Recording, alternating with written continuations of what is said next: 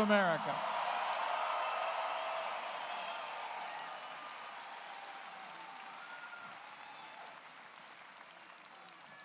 He did it. He did it. And we have all of you to thank. Thanks to you, America will finally have a president who will rebuild our military, provide our soldiers, sailors, airmen, Marines, and Coast Guard with the resources and the training they need to accomplish their mission. And we will finally have a president who will name our enemy and marshal the resources to hunt down ISIS and destroy it at its source.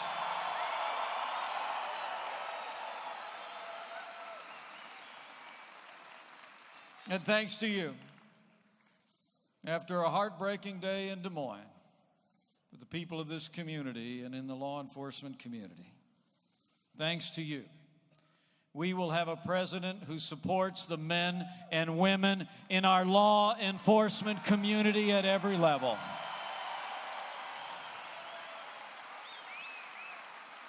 We will have a president who provides the men and women in law enforcement with the resources and tools they need to protect our families and go home safe to theirs. And he will restore law and order to every city and every community in this land, thanks to you.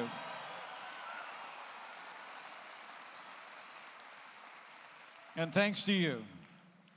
Thanks to you, we'll have a president who will make this American economy great again.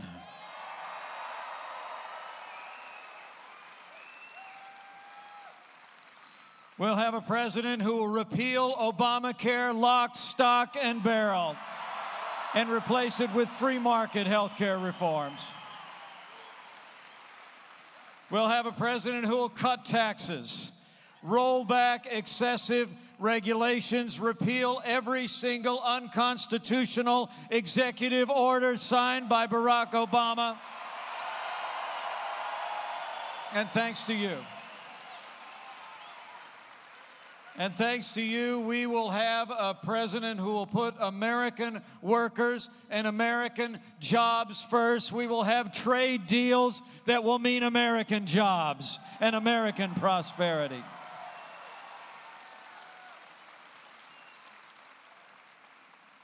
Thanks to you, we'll have a president that fights for American jobs. We saw that in the Hoosier State just last week.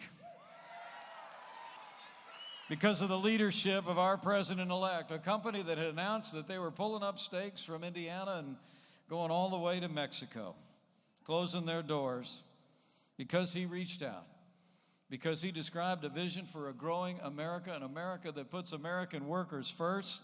Carrier decided to keep more than 1,000 good-paying jobs in the state of Indiana. And make no mistake about it, Carrier decided to stay in America because Donald Trump was elected president of the United States. Thanks to you. And thanks to you. Thanks to you, we're going to have a president who is going to enforce the laws of this nation on behalf of the citizens of this nation and all who are legally here. We're going to build a wall, enforce our laws, and we're going to end illegal immigration once and for all. And thanks to you.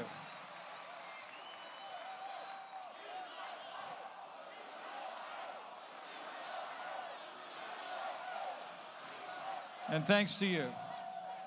Thanks to you, we're going to have a president of the United States who will make appointments to the highest court in the land that will uphold the sanctity of life, our Second Amendment, and all the God-given liberties enshrined in the Constitution of the United States. Thanks to you. So Iowa, thanks to you, you've made a difference in the life of the nation. And I'm here just as a fellow American from the bottom of my heart to thank you for what you've done in this great state. Thank you for giving America a new president whose strength, whose vision, whose leadership will make America great again faster than you could possibly imagine.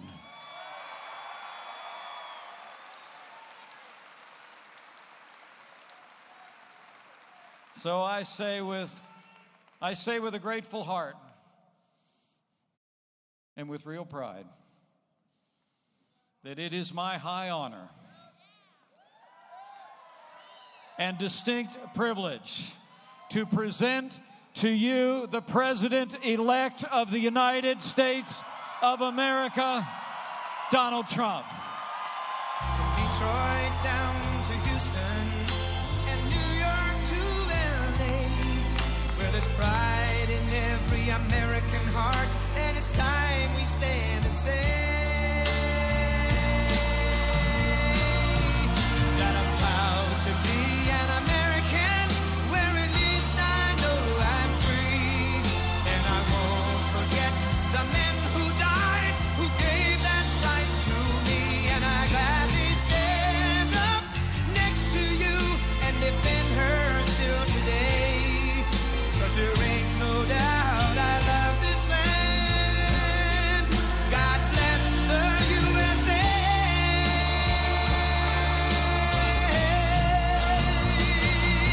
That I'm proud to be an American, where at least I know I'm free, and I won't forget the men who died, who gave that right to me, and I gladly stand up next to you and defend her still today, 'cause there ain't no doubt What I a love crowd. this Beautiful. land. Wow. Wow. What a crowd. Ooh.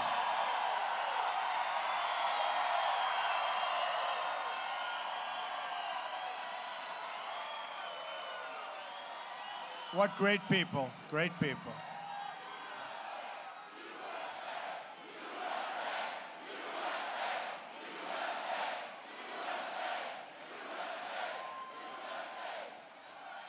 I'm here today for one main reason, to say thank you to the great, great people of Iowa. You went out and pounded, and I mean pounded, the pavement. You organized your fellow citizens and propelled us to victories at a grassroots and every other level.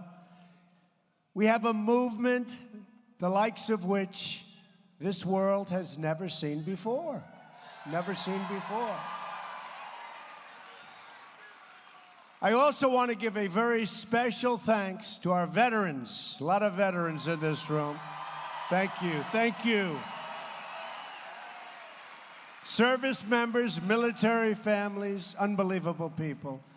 Yesterday was the 75th anniversary of Pearl Harbor, and a reminder of the countless Americans who made the ultimate sacrifice for this and our country. America's men and women in uniform are the finest and bravest the world has ever known. And by the way, folks, we are going to be building up our military. It will no longer be a depleted military, I promise. So to all serving in our military, and to all veterans who wore the uniform before, I say to you now on behalf of a very, very grateful nation, thank you, thank you, thank you. We're in your debt, and we will never, ever let you down. Never. We'll honor your service, your sacrifice, and that really begins with defending and respecting our American flag.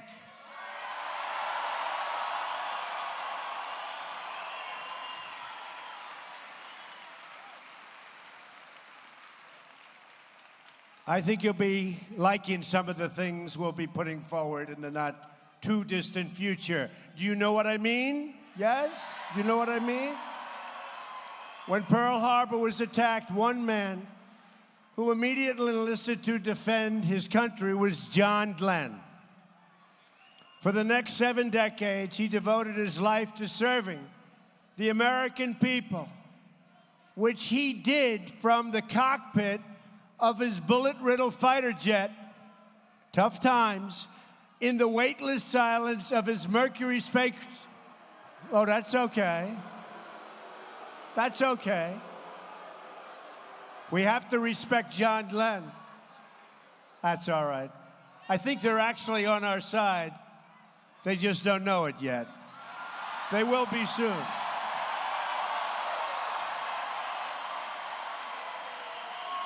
But John was also in the weightless silence of his Mercury spacecraft and later in the halls of the U.S. Capitol.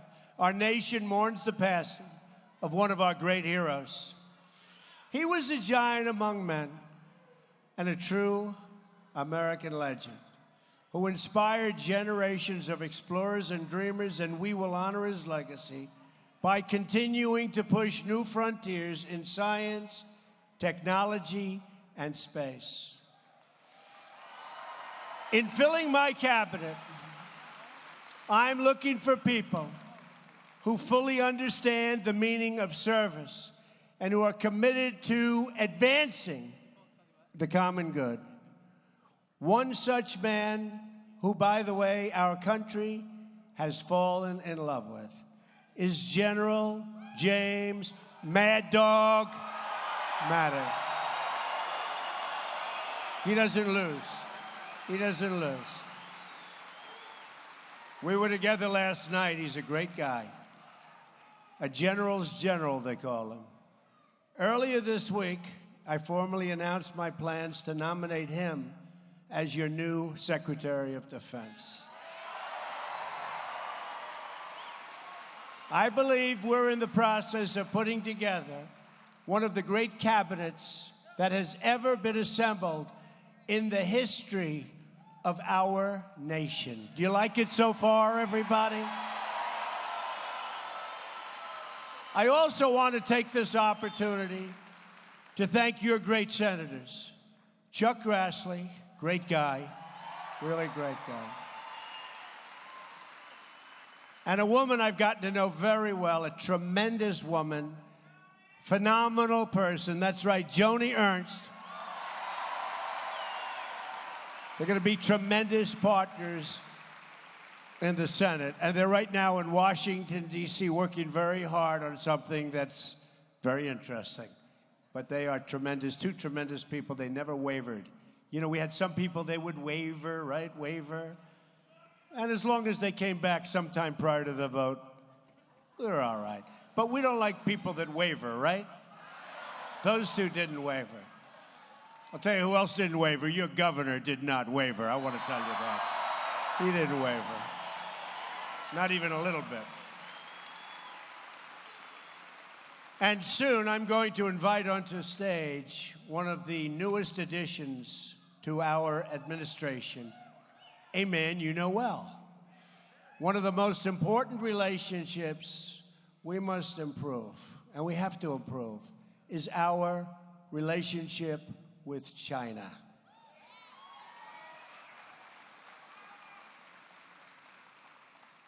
The nation of China is responsible for almost half of America's trade deficit. China is not a market economy. They get a lot of help. And that's why we designate them as being a non-market economy. Big thing. They haven't played by the rules. And I know it's time that they're going to start. They're going to start. They've got to. We're all in this thing together, folks. We got to play by the rules, folks. You have the massive theft of intellectual property, putting unfair taxes on our companies, not helping with the menace of North Korea like they should, and the at-will and massive devaluation of their currency and product dumping. Other than that, they've been wonderful, right? But I have to tell you, the man that is going to be coming up here very soon, every single time I've spoken, as I'm going onto the stage, he'd said, "Please, Mr. Trump." See, then he could call me Mr. Trump. Now he just called me President-elect. Can you believe that? If it wasn't for him, I probably wouldn't be President-elect. But he always would say, "Mr. Trump, Donald, don't say anything bad about China when you're in Iowa." Okay? I said, "Why?" "Because I have so many friends there. I like them and they like me. And we do well with China. We do well with China." So when it came to thinking about the ambassador to China, right? I started saying, now wait a minute, this is big stuff. And I can't tell you how many people wanted that position. You know, it's not bad. You go over there, you live like a king. But he's not looking to live like a king. He and his beautiful wife came to my office the other day.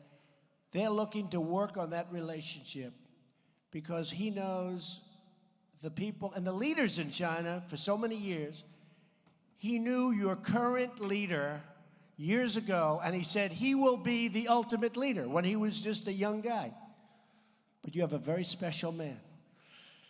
And I just want to tell you officially, the man I have chosen as our ambassador to China is the man who knows China and likes China. It's better to like China if you're going to be over there. Do we agree? And knows how to deliver results.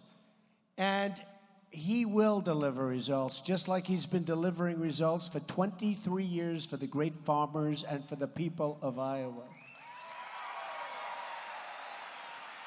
He's been on 6 trade missions to China and is highly respected by all of the Chinese officials. He's also a native of Iowa, America's longest-serving governor in the history of our country, 23 years. Think of that. In the history, you don't know what it is. To be a governor for 4 years is tough. 23 years, and has done an incredible job. He's also become a great friend of mine. I am now honored to welcome to the stage our next ambassador to China, your governor, and I can truly say your great governor, Terry Branstad. Come up, Terry.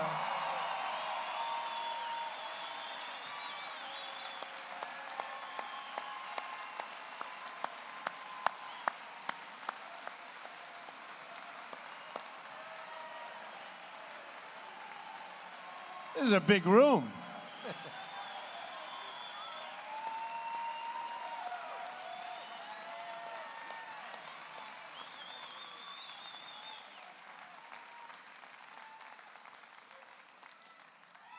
Wow. President-elect Trump.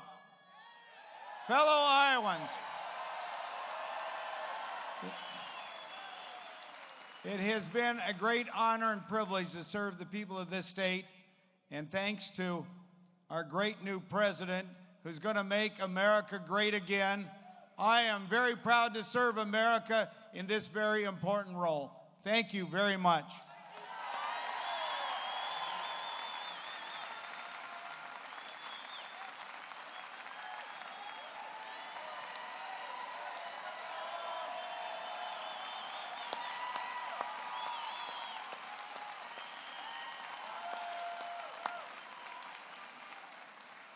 He's going to do so great. With Terry on our side, I know we will succeed in bringing our jobs back.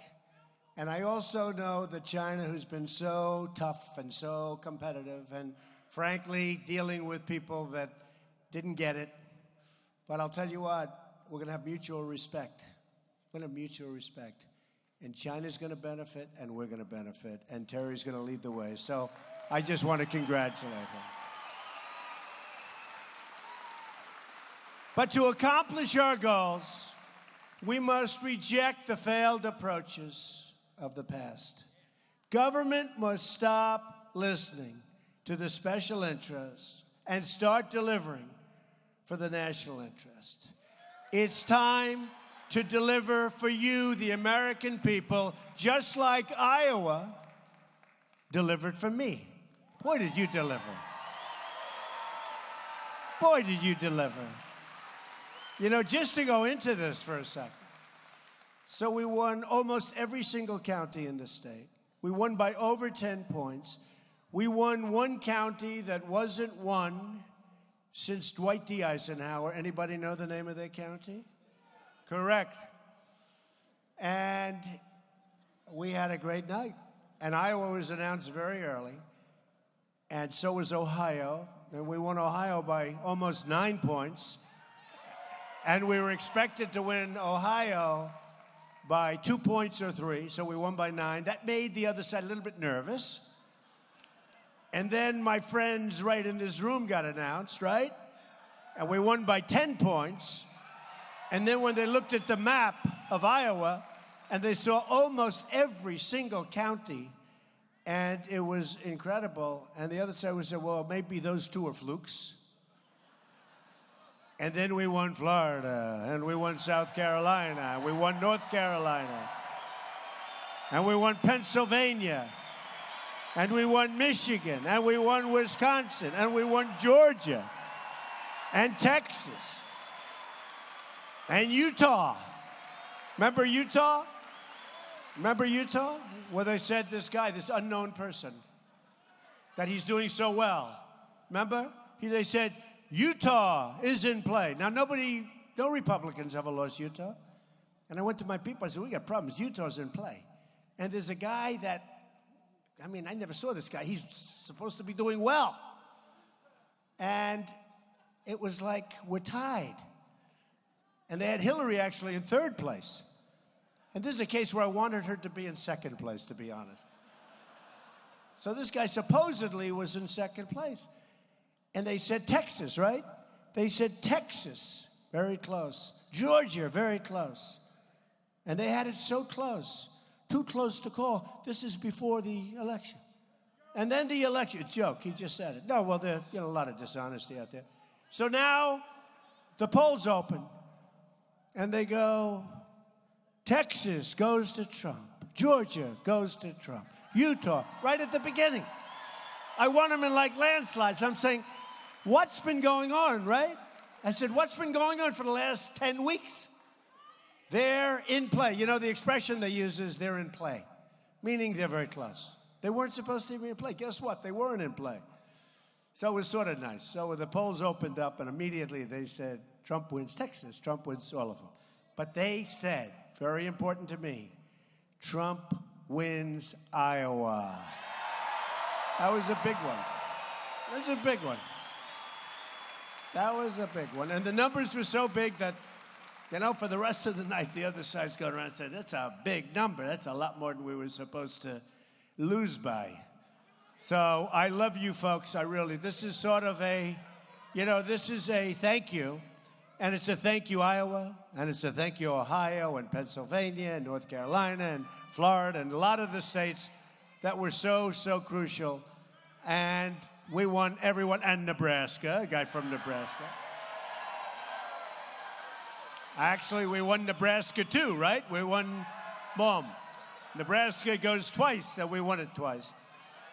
And we had a lot of people in Nebraska, a lot of good, wealthy people fighting us, right? That didn't work. But those wealthy people aren't so unhappy now because the stock market's gone up so much because of us that those wealthy people just got wealthier, right? No, they had a lot of buses. They were busing people from all over the place, so we still won both of them. The American worker built this country, and now it's time for American workers to have a government that, for the first time in decades, answers to them. We're going to answer to them. My plan begins with bold structural reform to create millions of really good paying jobs. Jobs. Whether it's agriculture, medicine, or military technology, we want the next generation of innovation and production to happen right here in America and right here in Iowa. You're going to be big beneficiaries. Big beneficiaries. First, on taxes. We're going to undertake one of the great tax reforms and simplifications in American history. It's got to be simpler. Too much work, too complicated. At the center of this plan is massive tax relief for the American middle class. Has been forgotten. Forgotten. Boy, did they come out and vote, huh? They came out and vote. You know, I think both parties to a certain extent, but especially the other side, they forgot about those people. That's why I call them the forgotten men and the forgotten women. They're not forgotten anymore, folks. They're not forgotten. They're not forgotten anymore. We're also going to lower our business tax rate from 35% all the way down to 15%. That's going to be great. Going to prime the pump. Got to prime the pump. Got to get the jobs. Got 96 million people out there. We got to get them going, and they want to work. They gave up looking for jobs. They're going to have their choice of jobs. Now, you watch. They're going to have their choice. Wouldn't it be nice if you went around and you go home to your wife or your husband and you say, Harry or Sally? I don't know which one to take. I've got so many options. I've got so many options. Please, Sally, help me choose. But you're going to have that. You're going to have now options. You haven't had that for a long time. You take whatever you can get. We're going to have options. On regulations, we're going to eliminate every single wasteful regulation that hurts our farmers, our workers, and our small business. And you saw today Scott Pruitt, who's a tremendous guy, who's been met with tremendous applause from the business community. We're going to protect the family farm, and we are going to end the EPA intrusion into your lives. On energy, we will cancel the job-killing restrictions on the production of American energy. And that means lower energy prices for farmers, households, and small businesses in Iowa and, frankly, all over the United States. We will also pursue an agenda of conservation, protecting our beautiful natural resources for future Americans, your family, your children, and lots of other people. And we're going to ensure clean air and clean water for all of our people. Regulations, by the way, will be cut down to a fraction of what they are now. And believe it or not, environmentally, you'll be protected better and we'll have jobs, okay? We'll have jobs. On infrastructure, I am going to ask Congress to pass legislation that produces $1 trillion of new investment in America's crumbling infrastructure, and it is indeed crumbling. That includes major new projects for both our rural communities and our inner cities, which have also been forgotten. And we will put our people, not people from other lands, our people back to work in the process, okay? It's time to help Americans get off the welfare and get back into the labor market, and they're going to want to do it. They're going to want to do it. Rebuilding this country with American hands by American workers. We're going to do it. We're going to have people that haven't worked for years. They're going to love working. They're going to love it. They're going to be incentivized. My administration will follow two simple rules: buy American and hire American.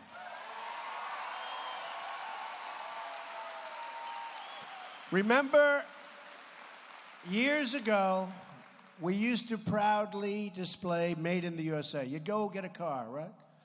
And we have to say Made in the USA. We don't see it. Have you ever seen it? I don't see it anymore. We ought to start doing that. Any of the manufacturers, and we're doing a lot of talking to a lot of companies that we're thinking about leaving. And I'll tell you, I don't think they're going to be leaving so fast anymore. They're not going to be leaving so fast anymore. Because we love our companies, and we love it when they're employing thousands of people. But we don't love our companies when they leave and go to another country and think they can make their product and sell it back into our country like we're a bunch of fools, like they've been getting away with for the last 35 years. Not going to do it. No, there are going to be consequences. When they want to leave, I wish them well. I always say, enjoy your new plant, enjoy the very hot weather. But if you think you're going to be coming through what will soon become a very, very strong border, no, not going to happen so easy. We're not going to be the stupid people anymore, folks. We're not going to be the stupid people. Because from now on, it's going to be America first. Going to be America first. Very simple. You know, some of the deals made, and I've been studying them.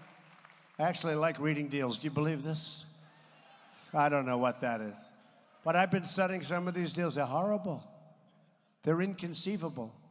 But we're going to have some great news for you in the very near future. On trade, our trade deficit, now nearly $800 billion a year. Think of that. We trade. Everyone says, oh, we want to trade. I want to trade. I'm a free trader. But it has to make sense. You don't want to trade if you're going to lose $800 billion a year. It's a chronic drag on growth and a total destroyer of jobs and the wealth of our country. So we don't want that anymore.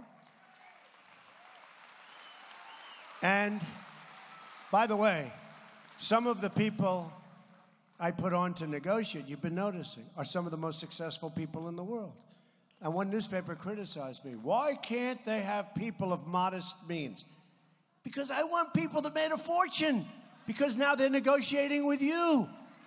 Okay? It's no different than a great baseball player or a great golfer. I mean, we want the people that are going to bring, and they're so proud to do it. These people have given up fortunes of income in order to make $1 a year. And they're so proud to do it. And you watch what's going to happen. It's going to happen fast, too. It's going to happen fast. It's going to happen very fast. And we've been given tremendous reviews on the people that we've gotten. That's why we will renegotiate our trade deals, stop the product dumping, the currency manipulation, which is totally out of control, which, by the way, makes it impossible for our companies to compete, and defend every last American job. But we're going to do it. It's going to be fun. I actually love calling these companies. I said, give me a list of 10 companies that are leaving. And I actually love calling these companies and saying hi. And I get the president of this company. And I say, hi, how you doing? Oh, hello, Mr. President-elect. Congratulations. Yeah, congratulations. By the way, while we're on the phone, don't leave. Please don't leave. Please. And we've had great success. You'll be seeing a lot more success. On the military, we will show the whole world that America is strong again. We're going to have a very strong military. I mean, there's rarely been a time when we needed a strong military and a smart military more than we have now, right? There's rarely been a time. We will rebuild our badly depleted military and ensure that our service members have the equipment, training, technology, and resources they need to get the job done. To get the job done. Now, I have to say this. Hopefully, we will never have to use the power that we're building. We don't want to use it. We believe in peace through strength. We don't want to use it. But it's got to be there. It's got to be there. At the same time, we will ensure our veterans have the best medical care in the world, including the best health care for our female veterans who have also been the forgotten people. Got a lot of forgotten people in this country. A lot of forgotten people. We'll be very strongly focused on female veterans who have really had it tougher than almost anybody. On child care, thank you. That's very nice. On child care, I'm asking Congress to pass legislation to make safe and affordable child care accessible to all, while fighting to get higher pay for women in the workforce. That's what has to happen. And ensuring women-owned small businesses can access the capital they need. We're going to be working on plans for companies, not only women, but for companies to access the capital from banks. Right now, there is no capital. You can't get a loan. And we will open it up, and you'll be able to get loans, and you're going to do great, and we're going to hire a lot of people, and you're going to expand your businesses. It's going to be a beautiful thing. It's going to be a beautiful thing. Has to happen. So many people can't get jobs. The unemployment number, as you know, is totally fiction. If you look for a job for 6 months and then you give up, they consider you give up. You just give up. You go home, you say, darling, I can't get a job. They consider you statistically employed. It's not that way. But don't worry about it, because it's going to take care of itself pretty quickly. We want to support every young woman in America who dreams of starting and owning a small business, because that dream has not been a dream for the last long period of time. On health care reform, and I want to tell you, and I want to thank the women, because I kept hearing for months, I'm not going to do well with women. I kept saying, why? What's wrong with women? I think women have, I said, I'll trade the men for the women, right? I'll trade them, and I wanted them.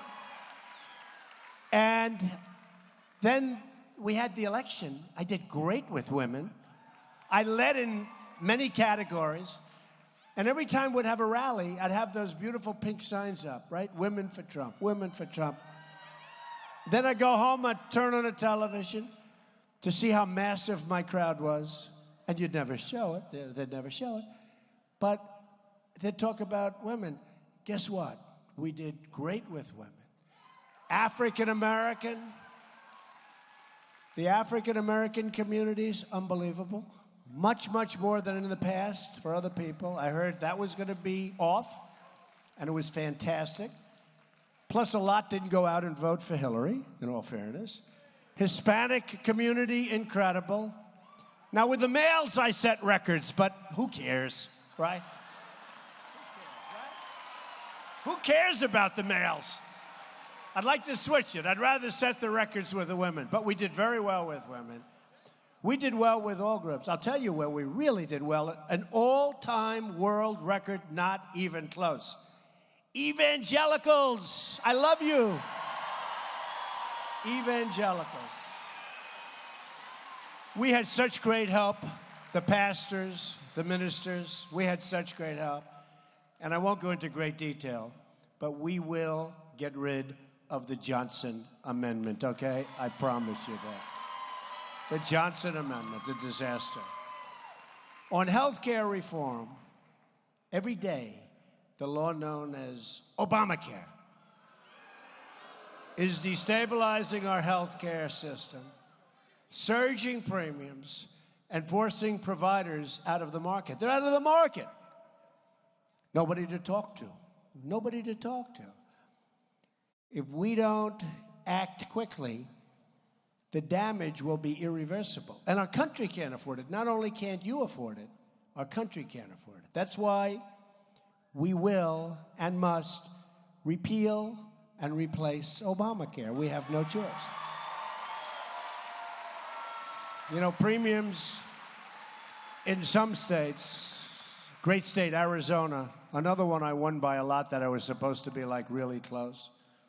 What these states, I mean, at the beginning of the evening, I'm saying, this is like a lot of fun.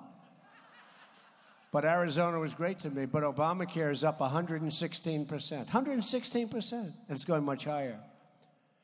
So we're going to get that taken care of. On crime, the murder rate has experienced its largest increase in 45 years. We're going to support the incredible men and women of law enforcement. And we are going to bring this terrible crime wave to an end. On immigration, we will build the wall. And we will put an end to illegal immigration and stop the drugs from pouring into our country. The drugs are pouring into our country, poisoning our youth and plenty of other people. We will stop the drugs from pouring into our country. We will stop the drugs from poisoning our great and beautiful and loving youth, okay? We'll do it.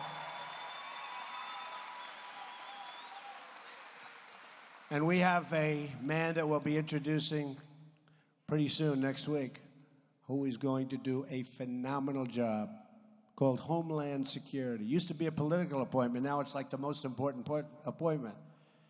And he's going to do a terrific job. And he and his people are going to keep you safe. They're going to keep you safe. Not going to be games. These are no longer political appointments. These are talented people, smart people, where they have to be. They're tough people. Is it okay to have some tough people when you need them, you know? Because the enemy is tough, right? I think the enemy's pretty tough, right? So I think we need some tough people. But we have smart people and great people. During this campaign, I had a chance to meet the incredible family of Sarah Root, an Iowa native killed at the age of 21 by an illegal immigrant who was released from custody 2 separate times. A Trump administration will stop the violence that is spilling across our border. And believe me, you've seen now, it is unbelievable how much there is. And we will fight to protect every last American life and life and life. During the campaign, I also spent time with American workers who were laid off and forced to train the foreign workers brought in to replace them. We won't let this happen anymore. Can you believe that? You get laid off, and then they won't give you your severance pay unless you train the people that are replacing you. I mean, that's actually demeaning, maybe more than anything else. And you know the name of one of the companies that's doing it. I'm going to be nice because we're trying to get that company back. Don't forget, it's much harder when a company announced a year and a half ago. Some of these companies, like Carrier, they announced long before I even knew I was going to be running for president. By the way, are you glad I ran for president? I think so, right?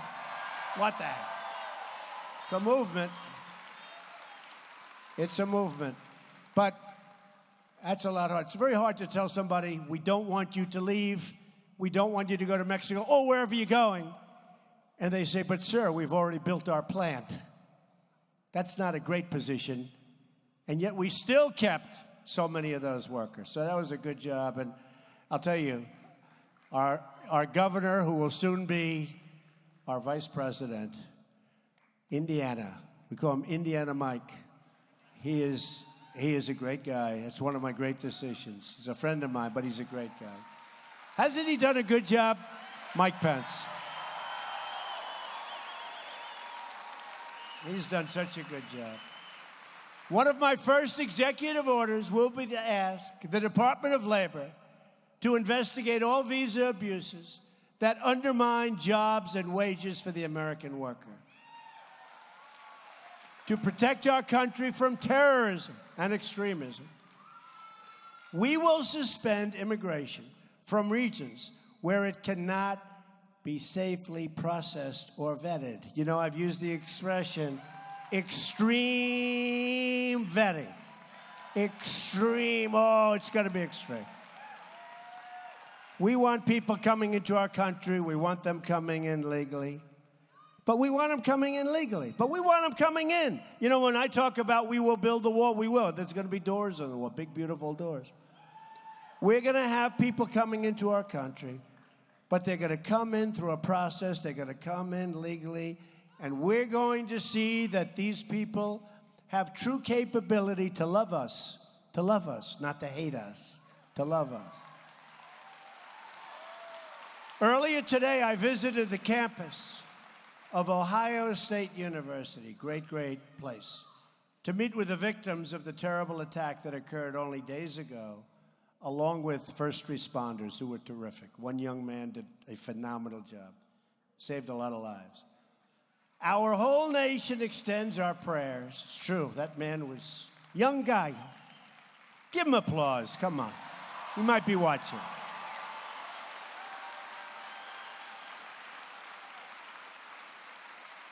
So our whole nation extends our prayers, our support, and really our solidarity, because we are solid. We are going to be together. We're going to be a strong, together nation. You know, I was lucky enough to receive the Time Person of the Year. They used to call it Man of the Year, but they can't do that anymore, so they call it Person. They want to be politically correct. That's okay. And they talked about, heads up, a divided nation on the cover. They give me this honor. Then they have to go a little bit of this stuff. A divided nation. I said, I haven't been president. What are you saying that for? But you know what? We're going to bring the nation together. We're going to bring the nation together. We're not going to have a divided nation. And I want to applaud the university leadership and students for their response to the attack, and their police department really have done a terrific job. And it's swift, life-saving work. I mean, they have really been, it was incredible. I met them today, they were great people. This horrific assault is yet one more tragic reminder that immigration security is now national security. No more games, folks, no more games. No more games. A Trump administration will always put the safety and security of the American people first. It's going to be the American people first. It hasn't been that way. Hasn't been that way. You know, when I look at these trade deals that I've been studying so much over the last little while, I actually think that they meant to make them good for other nations. Now, maybe that was a concept. Because I say, how could agreement be so bad? Is it possible to be so bad? I really believe that they meant to make it good, maybe to help the other nation. But they're killing us. Are we tired of this? They're killing us, okay? How many of these can you do? So we'll change them around and we'll get it going. And you see what's going on. You see what's going on Wall Street. It's a beautiful thing. All over the world, they're talking about our country. And we haven't even started yet, right? Wait till we start. Wait till we start. Such potential.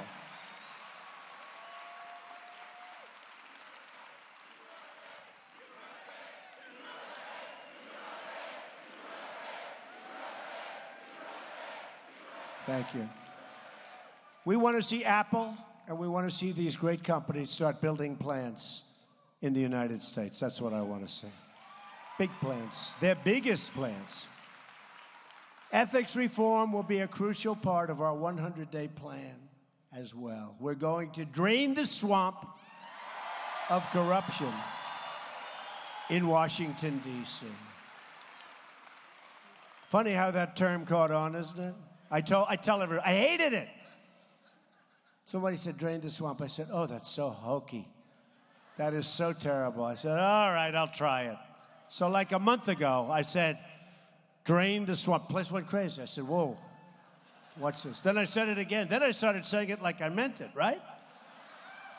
And then I said it, I started loving it. And the place loved it. It's drain the swamp. I mean, it's true. It's true. It's true. Drain the swamp. I will impose a 5-year ban on executive branch officials becoming lobbyists and a lifetime ban on officials becoming lobbyists for a foreign government. Can't do it. Can't do it. Not going to help. We face many challenges, but this is truly an exciting time to be alive. The script is not yet written. We do not know what the page will read tomorrow.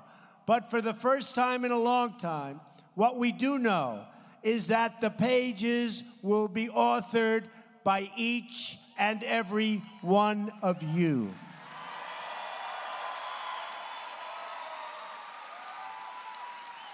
You, the American people, will be in charge. Your voice, your desires, your hopes and aspirations will never again fall on deaf ears. You will be the captains of your own destiny. And that's what happened during this election. People came down and people came out. Great Americans, they love the country more than anyone. But they haven't voted in 20 years and 30 years. Some of them have never voted at all. And they came out and they stood in line for 4 hours and 5 hours. And all of these geniuses said, where did these people come from? Where did they come from? Oh, where did they come from? Where? We didn't know they existed. Where did they come from? Now they know, right? Together, we will raise incomes and create millions and millions of new jobs.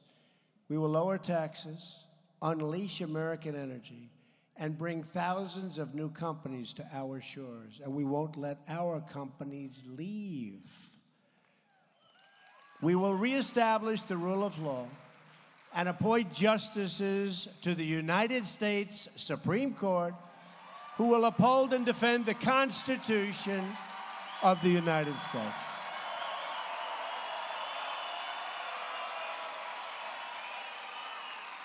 So important. You don't know what you did when you put me in this position, because now we are going to have just that one subject was so important. If nothing else, Supreme Court. I used to say, if nothing else, you know, they have the never Trumps, right? Never Trumpers, never Trumpers. By the way, they're on respirator right now. They're for the most part gone. We had a few never Trump, and now they call themselves only Trump, right? But I will tell you, I used to go into a room early on, and I had some never Trumpers in there. I'd say, if no other reason, the Supreme Court of the United States, nothing else, forget about everything else, right? She knows. We will fight for great schools and safe neighborhoods. We will restore respect for America and for the American flag. We will heal our divisions and unify our country. When Americans are unified, there is nothing we cannot do.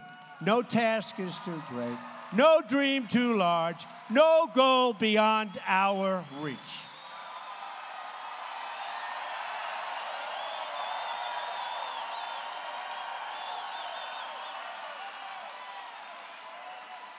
My message tonight is for all Americans, from all parties, all beliefs, all walks of life. No matter your age, your income, your background, I am asking you to join this incredible movement. I am asking you to dream big and bold and daring things for your country. I am asking you to believe in yourself, and I'm asking you to believe again in America. It's going to be great. It's going to be great.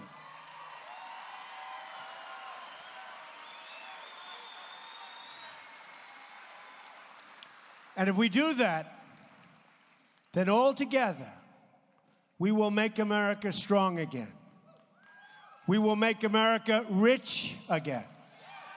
We will make America safe again. And we will make America great again. Thank you, Iowa. Thank you. Thank you very much. God bless you, Iowa. God bless you. Thank you.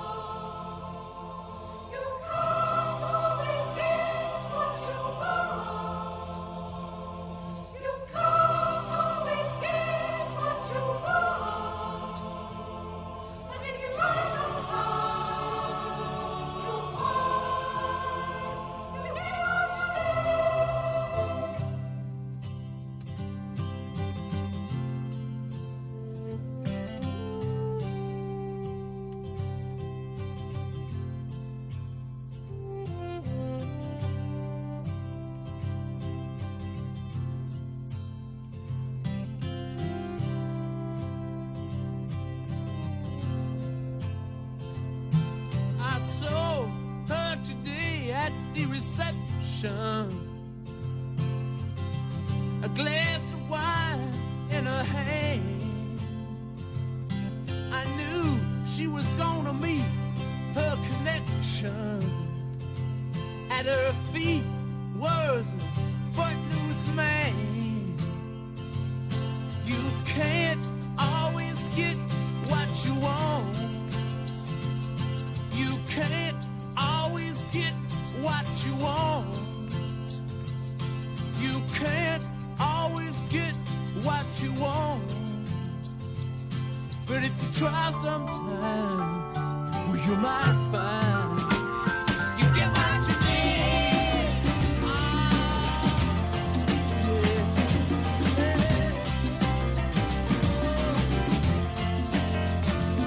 And I went down to the demonstration to get my fair share of abuse, singing words gonna vent our frustration.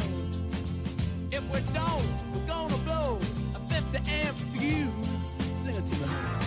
You can't always get what you want. You can't always get what you want. You can't always get what you want. But if you try sometimes, well, you just might find you get what you need. Oh, baby, yeah. Oh.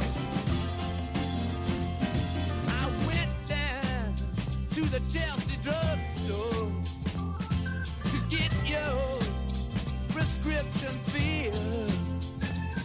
I was standing in line with Mr. Jimmy. A man, did he look pretty ill. We decided that we would have a soda. My favorite flavor, cherry red. I sung my song to Mr. Jimmy. Yeah, and he said one word to me, and that was there. I said to him, you can't always get what you want. No, you can't always get what you want. You can't always get what you want. No, but if you try sometime, you just might find you get what you need. Oh yeah. Woo!